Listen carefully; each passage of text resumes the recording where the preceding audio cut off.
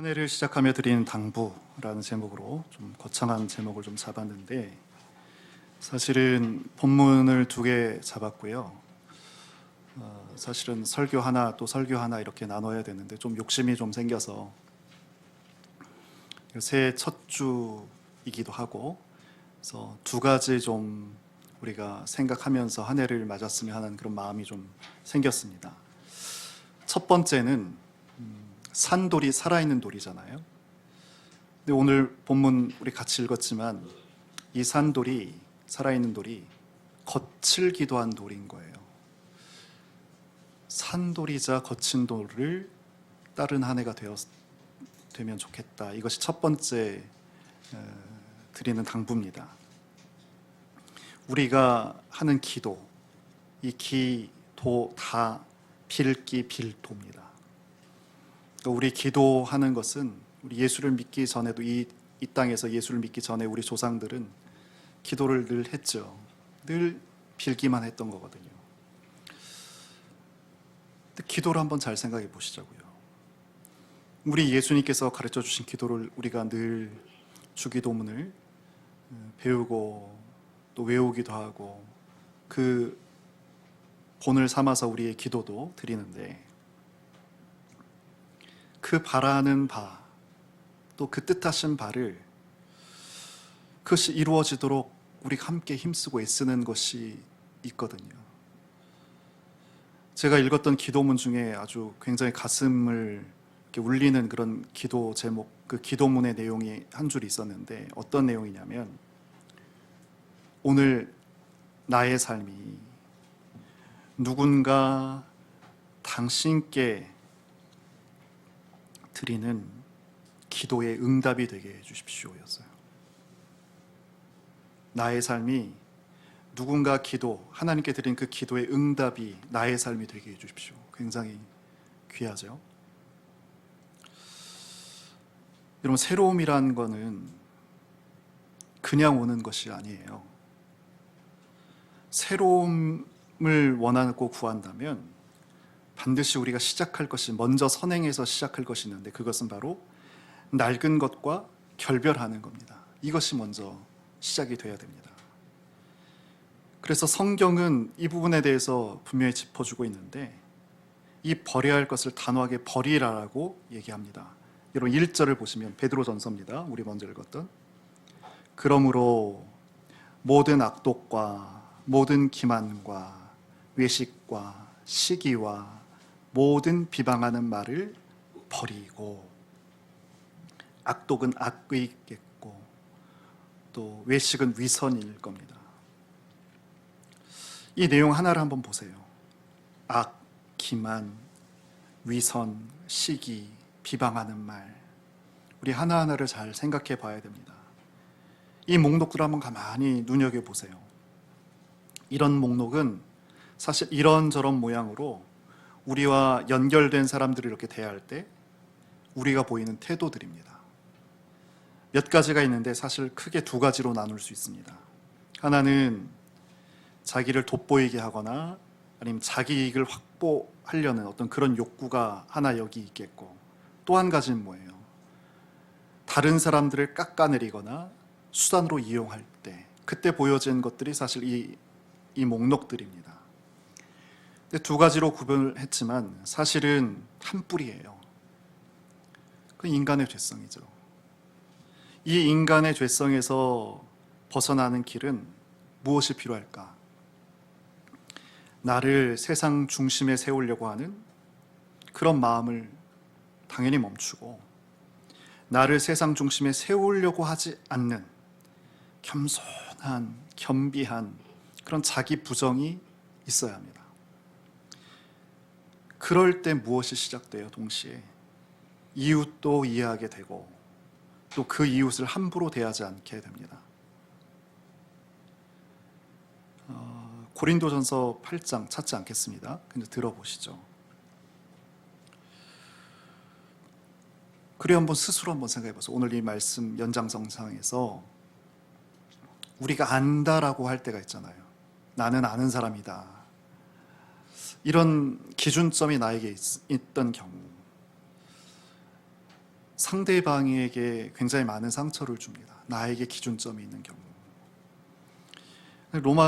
고린도전서 8장 첫 절에 바울이 이렇게 말합니다. 지식, 그 안다는 그 지식은 사람을 교만하게 합니다. 그러나 사랑은 덕을 세웁니다. 자기가 무엇을 안다고 생각하면 아직도 마땅히 알아야 할 것을 알지 못한 것입니다. 이렇게 얘기해요. 우리는 어때요? 그 중심점이 나에게 있나요? 다시 말해서 나는 아는 사람이다라는 어떤 그런 생각이 우리 가운데 있나요? 만약에 그렇다면 성경은 뭐라고요? 그런 사람을 아직도 마땅히 알아야 할 것을 알지 못하고 있다. 고린도전서 8장 2절입니다. 이 마땅히 알아야 할 것, 이게 어떤 걸까요? 마땅히 알아야 할 것, 젠체하지하는 거죠. 그리고 지금 표현대로 하자면 사랑이라는 태도겠죠. 우리 가운데서 먼저 새롭게 되길 원한다면 내 안에 있는 악의, 기만, 위선, 시기, 비방하는 말을 다 버려야 합니다. 먼저 새로워지려면 이것을 버려야 해요. 그런데 버리는 것만으로는 존재가 새로워지지 못합니다. 이 안에 버린 것 그 안에 좋은 것으로 채우지 않으면 오히려 열심히 버렸는데 더 나쁜 결과를 초래하기도 합니다. 눈여겨보셔야 돼요.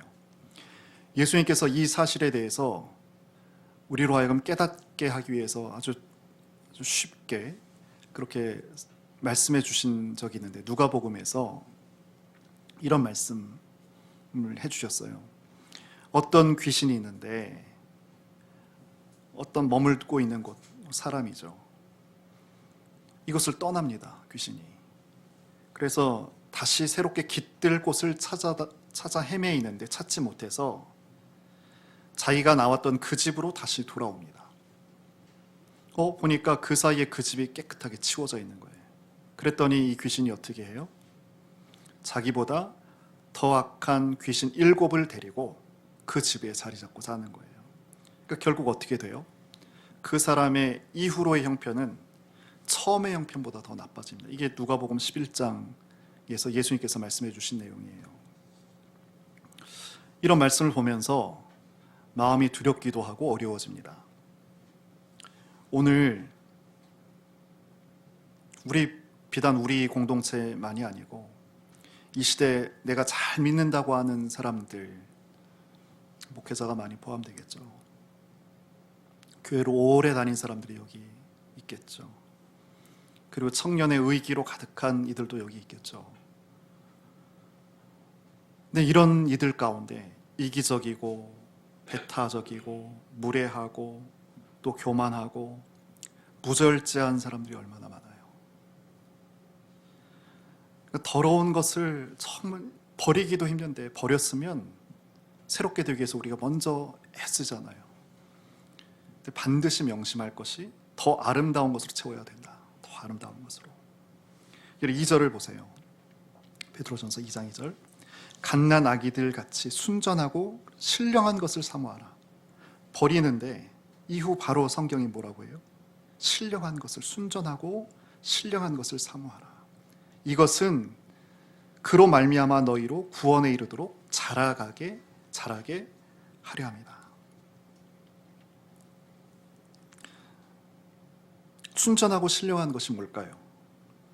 우리가 영적인 존재로 살아가는 데 있어서 필요한 어떤 양식이 되죠. 자양분이 되는 거죠. 우리 인간이 영적 존재라 할 때 이 말은 어떤 것이냐면 육체가 명하는 대로, 즉 나 좋을 대로 살지 않는다는 뜻이 여기에 포함됩니다. 우리가 영적인 존재라고 한다면 이 영적인 존재는 홀로 만족하지 않아요. 당연히 다른 이의 고통에 등을 돌리지 않습니다. 그리고 늘 하나님의 마음을 헤아리면서 살아갑니다. 오늘날 영성이라는 것이 굉장히 유행처럼 이렇게 지난 한 5년, 6년 교회 가운데 이렇게 휩쓸었습니다. 그래서 저 같은 사람도 책을 많이 읽었고 공부도 하고 찾아가서 배우기도 하고 그랬습니다. 그러면서 개신교 밖에 동방교회에 대해서 배웠고, 그리고 교회의 오랜 전통 가운데 하나님께서 흑빛이었잖아요. 빛이 없었잖아요. 그 가운데서도 하나님의 계획과 뜻을 담은 그 지역, 소수, 개인 움직임에 대해서 어떻게 움직이신가도 이렇게 배울 수 있는 그런 기회가 됐었습니다.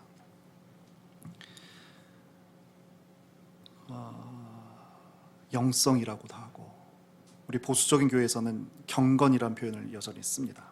참된 경건. 참된 경건은 우리에게 어떤 것을 줄까요? 현실 세계와 무관한 정신적인 평안에 안주하지 않게 하는 것이 사실 참된 경건입니다. 참된 영성입니다. 근데 영성 추구하는 건 좋은데, 영성을 가르치고 또 영성을 추구하는 그런 공동체에서 안타까워하는 얘기는 어떤 거였냐면, 피로회복제처럼 영성을 사용한다는 거예요. 우리의 신앙은 어떠냐는 거죠. 그럼 한번 물어보세요. 그분들은 훨씬 더 나아간 분인데도 그분들을 바라봤을 때 느끼는 피로회복제처럼 경건을 생각하는 거 아닌가?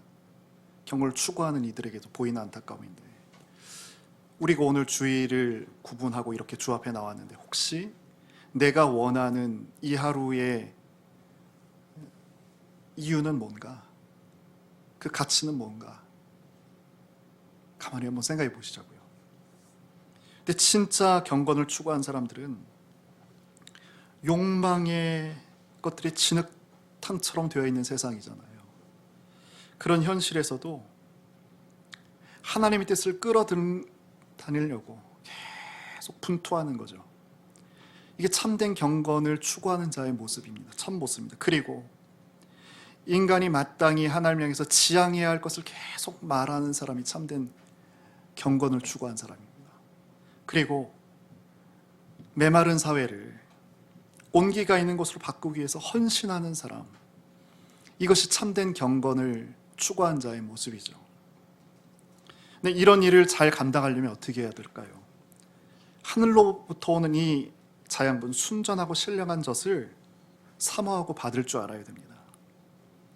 하나님의 은혜에 대해서 자다가도 벌떡 일어나야 되죠. 그런 깨달음, 감격을 가져야 되고, 또 그 하나님의 일하심에 동참한 자에게 주어지는 그 기쁨을 맛볼 수 있어야 돼요. 그래야지 우리가 지치지 않습니다. 그리고 이런 기쁨을 맛본 사람들, 여러분 혹시 아시고 계신 분이 있나요? 주변에 계신가요? 우리가 그런 분들을 보게 되면 어떤 천진함을 보게 됩니다. 그런 분들의 얼굴과 눈에서 그런 맑음을 우리가 보게 됩니다.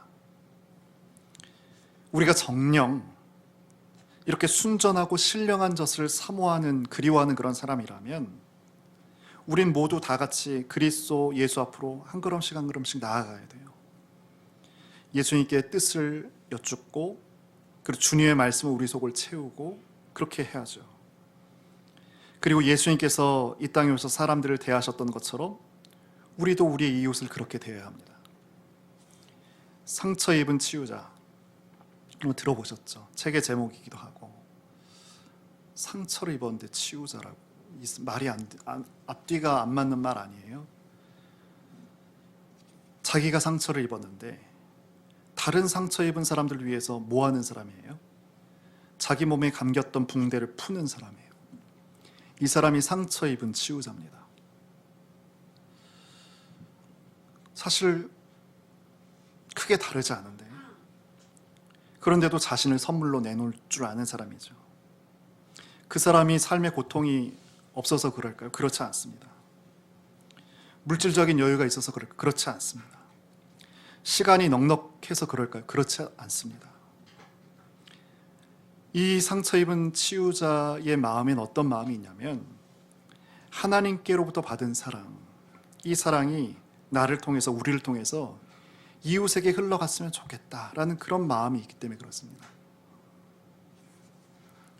여러분, 예수님께서 걸으셨던 길, 나를 따라오라 하셨던 그 길, 이 길이요, 모든 사람에게 달가운 것은 아닙니다.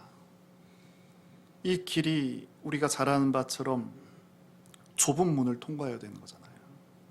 그러니까 자기 욕망을 거스르는 길이거든요. 아무리 믿음이 좋은 사람이어도 흔들림 없이 그래서 이 길을 걷지 못합니다. 어느 때는 회의에 빠지기도 하고요. 아니, 아예 욕망이 끄는 대로 그렇게 나도 살고 싶다, 그런 마음이 들기도 합니다. 또 가끔은 방향을 잃어서 비틀거리거나 또 돌부리에 걸려서 넘어지기도 합니다. 그런데 그럴 때마다 다시 일어나죠. 그리고 그리스도라는 표대를 향해서 한 걸음씩 한 걸음씩 나아갑니다. 근데 놀랍게도요, 우리를 계속 끌고 있는 이 그릇된 욕망들이 이런 과정을 우리가 반복하는 동안에 순화되어 간다는 거예요. 베드로가 예수님을 이렇게 말합니다. 오늘 4절, 베드로전서 2장 4절을 보시면, 사람에게는 버림바가 되었으나 하나님께는 택하심을 입은 보배로운 산돌이신 예수님, 이렇게 예수님을 말해요. 사람에겐 버림받은 분, 그러나 하나님께는 택하심을 받은 살아있는 돌이고 보배로운 분. 여러분, 누군가에게 버림받아 보신 적 있으세요? 이것처럼 쓸쓸한 일이 없어요. 그래서 우리는 버림받을까 봐 세상과 적당한 선에서 타협하면서 살아갑니다. 그런데 우리 예수님은 이 버림받음을 두려워하지 않으셨습니다. 그래서 어떻게 되셨어요? 세상에서 버린 돌이 되셨어요. 그러나 하나님께서는 어떻게 하세요? 세상이 버린 그 돌을 새하늘과 새 땅의 모퉁이 돌로 삼으십니다. 7절에 그러므로 믿는 너에게 보배이나 믿지 아니한 자에겐 건축자의 버린 그 돌이 모퉁이의 머릿돌이 되고. 여러분, 여기에는 베드로가 자기 존재를 다 갈아서 묻어서 우리 예수를 높이는 이 말이 여기 있는 거예요. 과거 베드로가 어부였을 때 그 베드로의 미래를 보시면서 예수님께서 이름을 새로 주셨단 말이에요. 그게 페트라, 반석이잖아요. 반석. 그러니까 그 이름처럼 베드로가 이후에 살아왔어요. 예수님께서 부활하시고 나서, 승천하시고 나서. 근데 지금 뭐라고 해요? 지금 그 돌 앞에 베드로가 무슨 표현을 해요? 살아있는, 산돌, 살아있는. 그리고 뭐라고요? 보배로운. 자기에게 돌의 반석의 이름을 주신 그 예수님께 지금 온 마음과 온 뜻을 다 거기에 포함시킨 거, 이 한 절에. 살아계신 반석, 존귀하신 반석, 그렇게 예수님을 지금 말하고 있는 거예요. 그렇게 되돌리고 있는 거예요, 예수님 앞에. 그러나 세상에서는 버림받았죠. 그 돌이 십자가입니다. 이 버림받은 돌 십자가에는 샬롬과 하나님의 뜻이 이루어진 세상을 열기 위해서 분투하셨던 우리 예수님의 피와 눈물이 여기 배어 있는 곳이죠. 그래서 십자가에 달리신 주님은 귀하고 살아있는 돌이지만 아름답지가 않죠, 우리가 볼 때는. 그래서 거친 돌입니다. 8절에 부딪히는 돌, 걸려 넘어지게 하는 바위. 많은 사람들이 이 돌에 걸려 넘어집니다. 십자가를 불편해해요.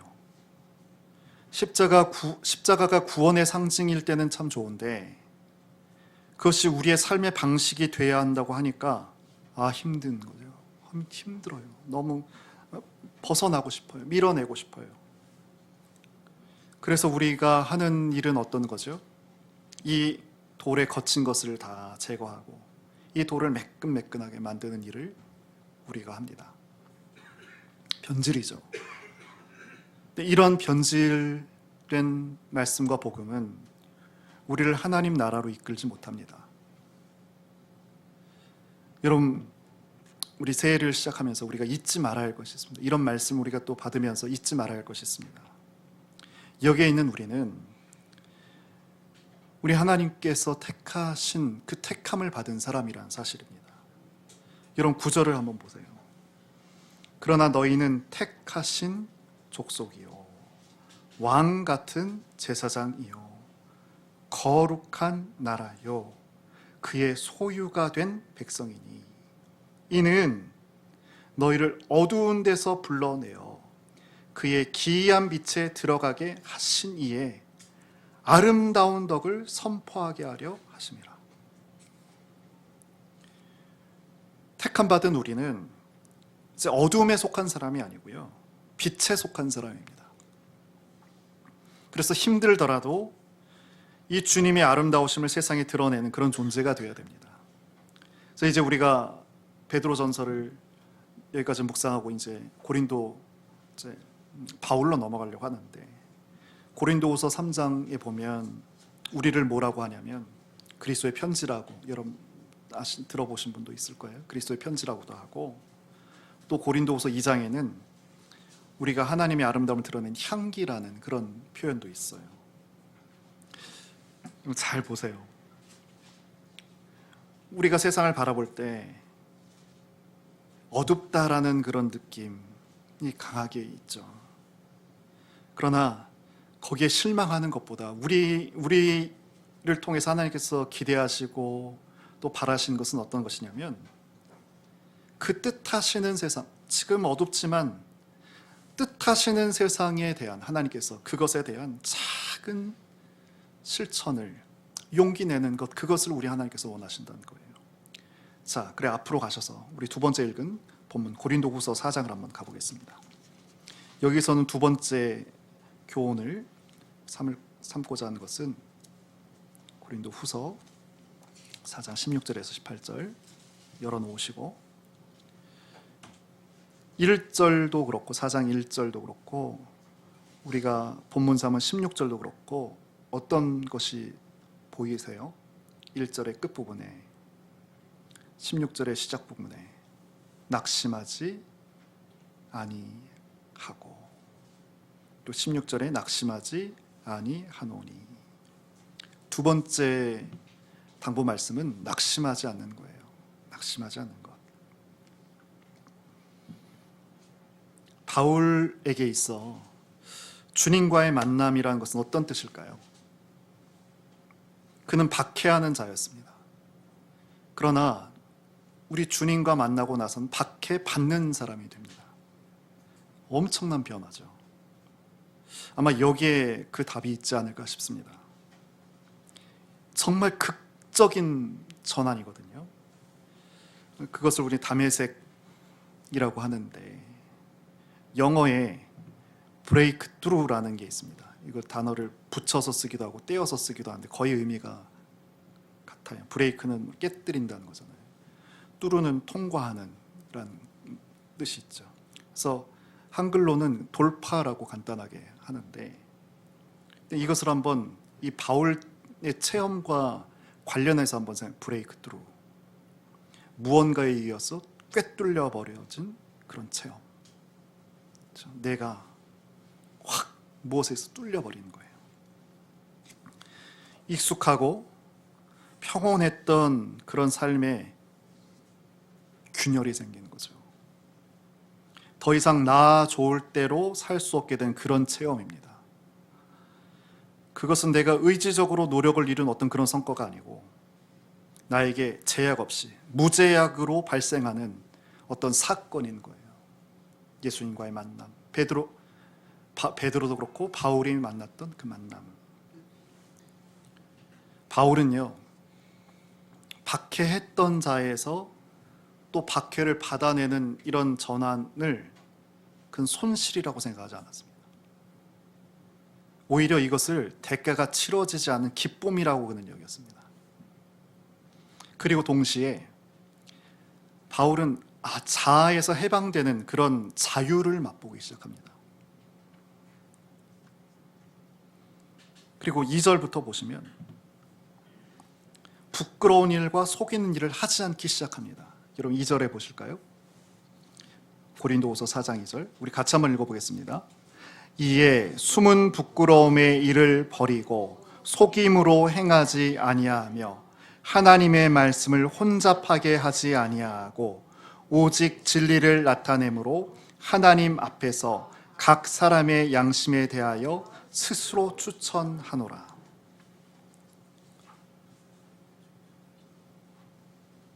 부끄러운 일을 했었어요. 속이는 일을 했었어요. 그것을 하지 않는다고요.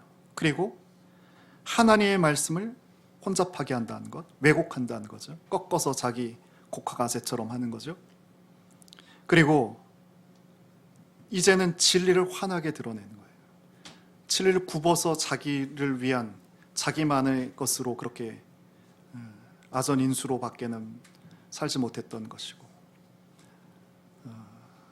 심지어 하나님의 이름도 자기를 위해서 거짓으로 그렇게 하기도 했던 그런 삶에서 이제는 진리를 환하게 드러내는, 어떻게 그럴 수 있었을까? 여러분 6절을 보시면 그에게도 어두움이 있었죠. 어두운 데에 빛이라 말씀하셨던 그 하나님, 세상을 그렇게 여셨잖아요. 세상을 그렇게 여신 하나님께서 우리도 그렇게 여세요. 예수 그리스도의 얼굴에 있는 하나님의 영광을 아는 빛을 우리 마음에 비추신 거예요. 하나님 아는 이제 지식의 빛이 우리 가운데 비춰지는 거예요. 어두움이 사라지고 빛 앞에 서 있는 사람이 되는 거죠. 예전에는, 과거에는 어떻겠어요? 하나님 아는 그 빛이 없었으니까 뜻도 모른 채 하나님 교회 다니기도 하고 열심히 직분도 받고 목사도 되고 장로도 됐는데 맹목적인 열정에 막 쫓아 살았어요. 근데 이것이 다 옛사람이 되고, 이제는 빛이 비춰졌으니까 하나님 뜻을 따라서 하는 기쁨이 바울을 이제 확고하게 붙잡게 됩니다. 생각해 보세요. 어떤 산모가 산고를 겪어요. 오랜 시간. 근데 아이를 낳지 못한다고 생각해 보세요. 산고는 다 겪는데. 얼마나 무능한 거죠? 얼마나 무력한 거죠? 얼마나 슬픈 거죠? 근데 바로 이것이 예수를 모르는 삶의 인생의 모습입니다. 고생은 고생대로 다 하는데 아이를 낳지 못한 인생, 그것이 예수님을 빛으로 만나지 못한 인생이에요. 그러나 예수님을 온전히 만나는 순간 모든 것이 달라집니다. 그렇게 사도로 부름을 받아요. 여기 4장 우리가 이 직분을 받아 긍휼하심을 입은 대로 낙심하지 않고, 그렇게 사도로 직분을 받아요. 그 이후의 바울의 삶, 우리가 지금도 꿈꾸는 그 느긋하고 허젓한 그런 인생과는 거리가 멀죠. 시련이 계속 연속됐습니다. 날마다 예수의 죽음을 몸으로 경험하는, 생각만 해도 입이 다물어지지 않습니다. 그런 경험을 매일매일 그가 살아갑니다. 그런데 이상하게도 이런 시련이 그를 예수님과 분리시키는 게 아니고 더 깊이 결속시키는 거예요. 그리고는 예수님의 생명이 그에게 확고하게 자리 잡는 그런 계기가 됩니다. 바울은 이 자기 속에 깃든 예수님의 생명을 질그릇 속에 간직한 보물이라고 그렇게 말합니다. 여러분 7절과 10절인데요. 우리가 이 보배를 질그릇에 가졌으니 이는 심히 큰 능력은 하나님께 있고 우리에게 있지 아니함을 알게 하려 함이라. 그리고 10절, 우리가 항상 예수님의 죽음을 몸에 짊어짐은 예수의 생명이 또한 우리 몸에 나타나게 하려 합니다. 그래서 바울은 우리를 그리스도의 사랑에서 끊을 것은 아무것도 없다. 여러분 잘 아시는 로마서 8장에 그렇게 얘기하잖아요. 환난도, 곤고도, 박해도, 굶주림도, 헐벗음도, 위협도, 칼도 빼앗아 갈 수 없는 그 보물을 간직한 거예요. 그 사람이 바로 성도입니다. 로마서 8장에 이런 말씀이 있는데, 지금 고린도서 흘러가는 이 맥락을 아주 잘 이렇게 표현해 준 말씀인데 한번 들어보시죠. 로마서 8장 37절입니다. 이 모든 일에 우리를 사랑하신 이로 말미암아 우리가 넉넉히 이기느니라. 오늘날 우리에게 필요한 것이 있다면 바로 이 확신일 것 같아요. 우리가 나를 사랑하신 이로 말미암아 우리가 넉넉히 이긴다. 넉넉히 이긴다. 우리 사람은 가볍고 쉽고 즐거운 사람을 꿈꿔요. 기대해요. 그러나 우리가 맞이하는 현실은 어떻습니까? 무겁고 어렵고 또 불쾌하기까지도 해요. 그러나 그렇다 하더라도 우리는 기뻐할 수 있어야 됩니다. 그러니까 이 기쁨은 나의 바람이 충족되어서 되는 그런 기쁨이 아니고요. 우리가 하나님 편에 서서 또 그 하나님의 뜻을 품은 자로서 그렇게 살고 있다는 그런 자각에서 주어지는 그런 기쁨을 말해요. 우리가 이런 기쁨을 빼앗기지 않으면 우리는 결코 세상에서 가난한 자가 아닙니다. 오늘 낙심하지 않는 믿음, 이것이 불굴에 굽혀지지 않은 믿음 아니에요. 접혀지지 않은 그런 삶 아니에요. 어떤 경우에서도 인생의 경주를 포기하지 않는 그런 삶을 말하는 거 아니에요. 표대이신 예수님을 바라보면서 우리가 나갈 때 우리 수없이 많은 난관을 만납니다. 산이 막을 때도 있고 거친 물이 막을 때도 있고 악한 자가 해치려 할 때도 있어요. 근데 우리가 이런 어려움을 계속 만나게 되면 의기소침해집니다. 그래서 많은 사람들은 그 목표를 수정하기도 하고 또 수정하고 싶은 그런 마음을 갖기도 하죠. 그리고 이렇게 타협할 때 스스로에게 하는 말이 있습니다. 위안이 있습니다. 그래도 난 최선을 다했지. 이만하면 나로서도 할 만큼 한 거야. 그런데 중요한 사실은 신앙생활은 이렇게 해서는 안 됩니다. 낙심한다는 것은 시달림을 받아서 기운이 쇠해진 것을 말하죠. 그래서 낙심한 사람은 뭘 못해요? 더 이상 새로운 시도를 하지 못합니다. 세상 떠도는 말들에 다 마음을 뺏겨서 그 내면에서 영혼에서 또 성령께서 주시는 그 음성을 듣지를 못합니다. 낙심한 자는 자기가 겪고 있는 일이 가장 무겁고 힘겹다고 그렇게 믿습니다. 그래서 자기의 무능을 탓하기도 하고 누군가를 원망하기도 해요. 그런데 바울은 뭐라고 해요? 1절과 그리고 16절 처음에 낙심하지 아니한다. 우리가 낙심하지 않는다. 이렇게 말합니다. 낙심하지 않을 수 있는 까닭이 뭐예요? 여러분 14절 볼까요? 고린도후서 4장 14절 같이 한번 읽겠습니다. 주 예수를 다시 살리신 이가 예수와 함께 우리도 다시 살리사 너희와 함께 그 앞에 서게 하실 줄을 아노라.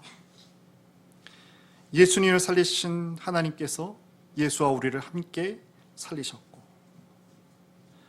여러분과 함께 세워주실 것을 알고 있기 때문에 그래서 바울은 낙심하지 않는 거예요. 하나님께서 우리를 지으셨을 때도 성령을 코에 이렇게 불러 넣어 주셨잖아요. 그렇게 지으셨잖아요. 근데 낙심한 우리를, 지친 우리를 어떻게 또 세우신 줄 아세요? 우리 한 군데 앞 구약을 한번 볼까요? 시편 104편입니다. 시편 104편 30절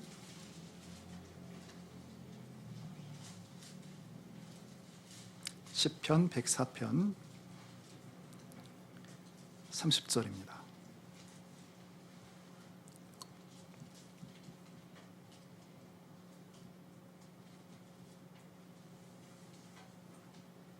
우리 주님께서 전혀 다른 모습을 먼저 30절 읽고 29절 읽겠습니다. 30절 같이 읽겠습니다. 주의 영을 보내어 그들을 창조하사 지면을 새롭게 하시나이다.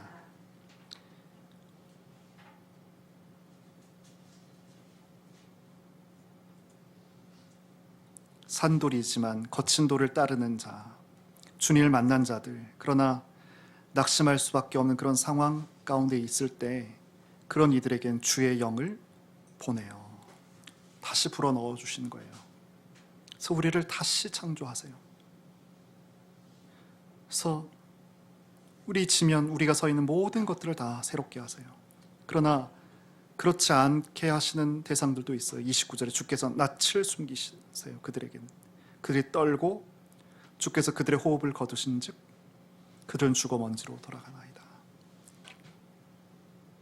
그러나 거칠지만 십자가를 따르기로 다짐하고 힘겹고 어려워도 그 주님 가신 그 길을 나의 길로 알고 그렇게 한 걸음 한 걸음 걷기를 원하는 자에게는 하나님께서 이렇게 갚으신다는 거죠. 놀랍게도 고맙게도 감사하게도 이 창조의 역사는 지금도 계속되고 있습니다. 낡은 것은 무너지고요, 새로운 질서가 태어납니다. 그래서 하나님의 이 숨을 쉬는 사람은 낙심하지 않는 거예요. 우리 다시 본문으로 고린도 후서 4장 16절 다시 한번 보시면, 낙심하지 않으니 하노니 다음에 어떤 말씀이 있어요? 우리의 겉사람은 낡아지나 우리의 속사람은 날로 새로워진다. 세월과 더불어서 우리 육체적인 활력은 줍니다. 그리고 또 우리 열정 또한 예전만 못하죠. 유한한 생명이기 때문에 이것은 어쩔 수가 없습니다. 그러나 우리의 영혼마저 늙어서는 안 됩니다. 속사람은 날마다 새로워진 것이 하나님 나라에 속한 자의 모습입니다. 우리의 속사람은 우리 육체와 달리 매일매일 새로워지는 거예요. 그것이 하나님 가운데 있는 사람의 모습이에요. 외적인 성장은 멈출 겁니다. 그러나 성도는 점점 성숙해진 사람들이에요. 우리 주변에도 이제 우리 공동체에서 앞으로 이제 그런 분들을 이제 만나기를 원하는데, 우리가 점점 나이가 들어가면서 어떻게 돼요? 오늘 새로워지려면 옛 것은 버리고 신령한 것을 사모하면서 채우잖아요. 그렇게 되면 어떻게 될까요? 나의 냉소적이었던 것들, 거칠었던 것들, 이기적이었던 것들, 이런 옛 모습과 결별하고는 따뜻해지고 친절해지고 겸손해지는 그런 자들이 되는 거죠. 왜 이게 가능해요? 영혼의 소리에 늘 귀를 기울이기 때문에 이것이 가능합니다. 근데 우리가 거꾸로, 그런데 교회를 오래 다니고 나이가 드는데도 불구하고 과일은 점점 익어가야 되는데, 그럼 덜 익은 과일을 우리가 특별히 감 같은 거 먹으면 떫잖아요. 근데 나이가 들어가는데도 더 자기중심적이 되고 더 고집스러워질 수 있어요.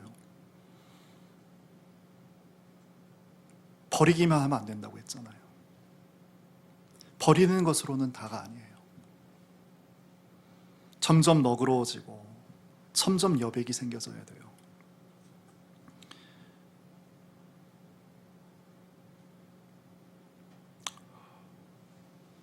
두 번째, 우리 낙심하지 않으면서, 낙심하지 않으려면 우리 마음에 여백이 있어야 됩니다. 여백이 있는 사람은 안식일과 같은 사람이죠. 그런 사람을 만나면 숨이 쉬어지기 시작합니다. 우리 참빛교회에 속한 성도분들이 이제 학교나 직장이나 가정이나 이웃들에게로 한 주 동안 이렇게 사시잖아요. 그분들을 만난 많은 사람들이 우리 참빛의 성도님을 만나고 나선 숨이 쉬어지는 거죠. 이 시대에 겉사람을 꾸미는 장식들은 굉장히 화려하고 세련되어지고 점점 많아집니다만 이 속사람의 성장은 멈춘 것 같아서 좀 안타까워요. 바울이 믿음으로 사는 삶을 이렇게 요약합니다. 여러분 18절, 우리 마지막 절로 삼아서 읽었는데 18절 같이 한번 보겠습니다. 우리가 주목하는 것은 보이는 것이 아니요 보이지 않는 것이니 보이는 것은 잠깐이요 보이지 않는 것은 영원함이라. 왜 이렇게 바울이 말했을까? 바라보는 것이 우리의 삶의 내용이 되기 때문에 그렇습니다. 바라보는 것이 우리 삶의 내용이 됩니다. 근데 지금 이 시대에 우리는 뭘 바라보고 있나요? 이번 한 주 뭘 보셨어요? 신문 보셨고, 유튜브 봤고, 카톡 보고, 페북 보고, 광고 보고, 유명인의 신상 보고, 유명 선수의 성적과 또 연봉, 이런 것에 우리의 정신을 온통 다 팔고 있단 말이죠. 우리는 이렇게 유심히 바라보는 것에 나도 모르게 영향을 받으면서 살게 됩니다. 근데 오늘날 우리의 이렇게 시선을 끄는 것들의 특징이 뭐냐면 그냥 깜빡이는 불빛처럼 끝없이 변화해요. 끝없이. 새로운 것이 정보가 생산되고 유통되고 소비되기까지 이 시간이 점점 짧아지는 거예요. 그러니까 이 정보라는 것이 예전에는 쌓여서 보탬이 되는 것들이 그래도 많았었는데 쌓이지도 않고 금방 또 사라져버리는 그런 허무한 것들이거든요. 그런데 따라잡는 것이 너무 바쁘니까 자기를 돌아볼 시간도 없고 성찰의 시간도 없고 사색의 시간도 없는 거예요. 왜 우리 삶이 점점 의도하지 않았는데 왜 점점 우리가 경솔해지고 왜 점점 천박해지는가? 이런 이유가 여기에 있습니다.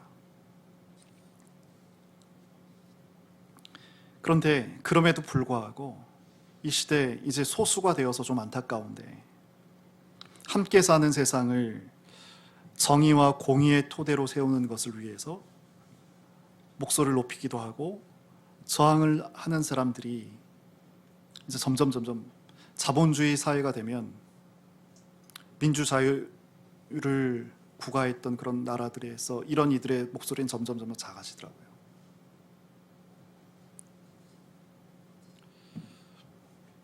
그런데 이런 것도 저런 것도 우리가 보고 반성하고 살펴야겠지만 우리가 정말 잊지 말아야 할 것이 있어요. 잊어서는 안 될 것이 있어요. 그건 뭐냐면 바로 보이지 않는 세상의 부름입니다. 이것을 우리가 봐야 합니다. 우리 그리스도인은 보이지 않는 토대 위에 인생의 집을 짓는 사람, 그가 그리스도인입니다. 이 토대는 하나님의 약속이죠. 믿는 사람은 다른 세계를 보는 사람이에요. 그래서 그렇게 다른 것을 보면서 무엇을 느끼게 되면 이 땅 가운데에도 이 세상을 가득 채우고 있는 하나님을 느끼기 시작합니다. 그랬을 때 이제 그의 삶은 이제 신비롭게 되는 거죠. 늘 하루하루가 감사한 게 되는 거죠. 그리고 아직 도래하지 않은 그 하나님 뜻하신 그 세상을 이루기 위해서 수고를 마다하지 않게 됩니다. 사실 우리가 이 시대의 그리스도인으로 부름받았다는 것은 예언자로 부름받은 거예요. 예언자는 어두운 세상 가운데 세상이 하나님 뜻으로 변화할 가능성을 보는 사람이 예언자잖아요. 그러니까 이 세상 그냥 그냥 내비둘 수가 없는 거예요. 가만히 놔둘 수가 없는 거예요. 그래서 어느 때는 위협을 감수하기도 하고 용감하게 맞서기도 하고, 그래서 그 일로 인해서 입게 된 고통, 상처들, 이런 것도 기꺼이 달갑게 감수하는 거죠. 우린 참빛의 이름으로 하나님께서 하나님 앞에 서게 하셨습니다. 삶은 두 번이 없잖아요. 연습이라는 게 없잖아요, 삶에는. 이제 웃음을 우리가 지으면서 또 어깨를 마주하면서 함께 기뻐하고 또 함께 감사하고 이 꺾이지 않는 믿음으로 그렇게 우리의 삶을 함께 이 한 해 24년 채워갔으면 좋겠습니다. 그리고 이렇게 감사할 줄 아는 마음, 또 기뻐할 줄 아는 마음은 우리를 이 우울에 빠지지 않게 하는 어떤 그런 약이 되더라고요. 보이지 않는 것을 바라면서 그것을 가시화하는 삶을 한번 생각해 보세요. 이 얼마나 특별하고 독특해요. 얼마나 귀해요. 보이지 않은 그 놀라운 것을 가시화하는, 보이도록 하는 그런 삶과 공동체. 이 일을 우리만 하는 것이 아니라 하나님께서 우리와 함께 당신의 뜻을 펼쳐 가실 거잖아요. 하나님의 은혜가, 선한 능력, 하나님의 선한 능력이 우리를 함께 이렇게 감싸고 있으니까 24년 우리가 주저하지 말고 이렇게 힘있게 함께 걸어갔으면 좋겠습니다. 오늘 두 가지 당부 드렸습니다. 살아있는 돌, 거친 돌을 따라가자. 그러려면 우리에게 필요한 것이 뭐가 있어요? 낙심하지 않는 거예요. 낙심하지 않는 것. 이 두 가지 24년 우리가 함께 걸어갈 때 이 두 가지를 같이 좀 기억하고 그렇게 걸었으면 좋겠습니다.